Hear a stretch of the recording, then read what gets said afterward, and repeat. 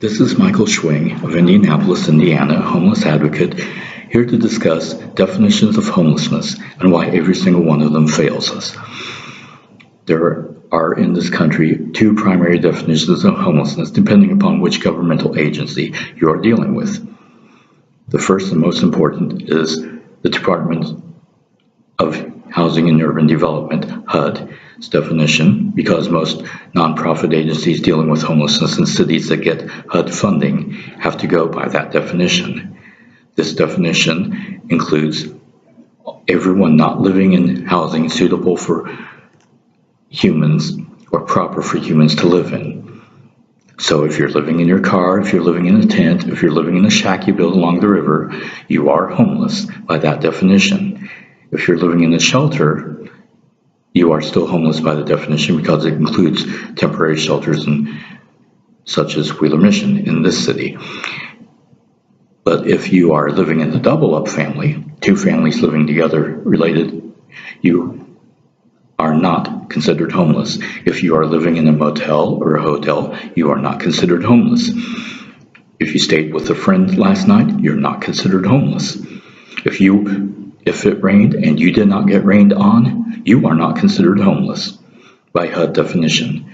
The second definition from the U.S. government is the Department of Education. Now this includes all the HUD definition, but it includes a significant group of people in the Department of Education thing called the McKinney-Vento children.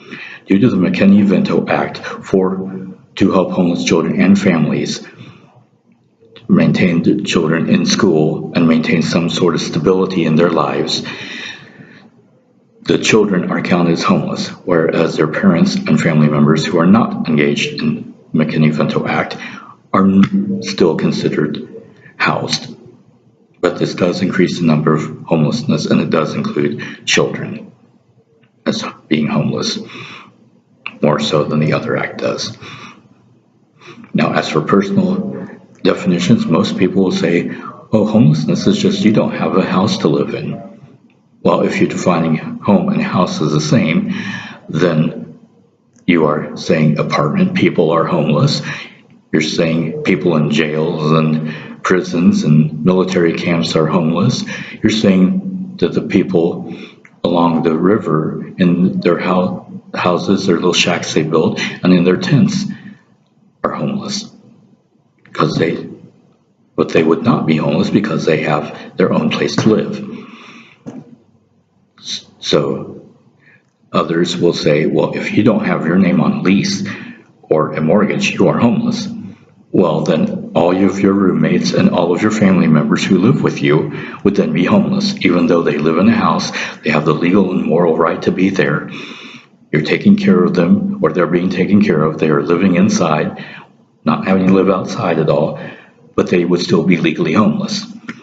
So that definition is incorrect. So what would be a definition of homelessness? It would be a paragraph long of at least 12 sentences to include all homeless people.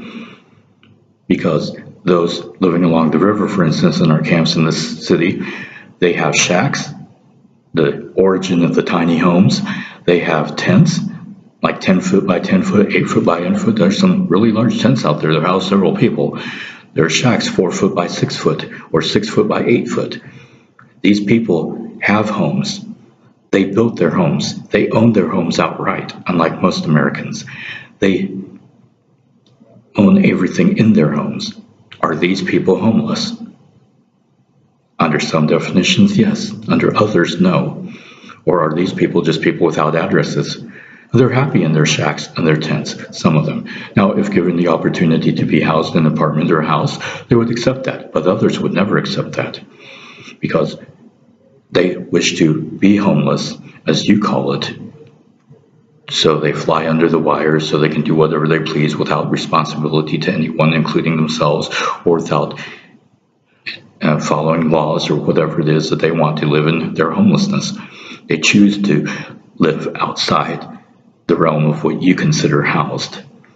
And they want to live that way, and they will stay living that way. There are others living that way who would build the tents, build the shacks and live in the tents as a means to survive until they get where they want to be.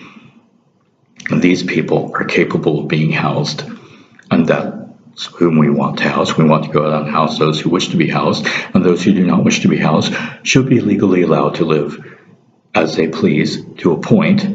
I would say get a KOA campground and let people move there where they can live in safety and have access to restrooms and running water and hot and cold water and showers and mail service and food storage and food cooking and stuff inside the buildings. They don't have to live in the buildings if they don't want to, but the buildings would have rooms if they did want to or need to, like in the middle of winter when it gets so cold you can't be outside.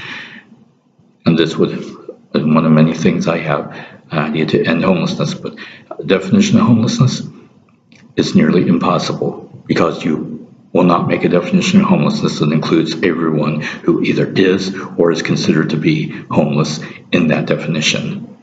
Thank you. Have a nice day.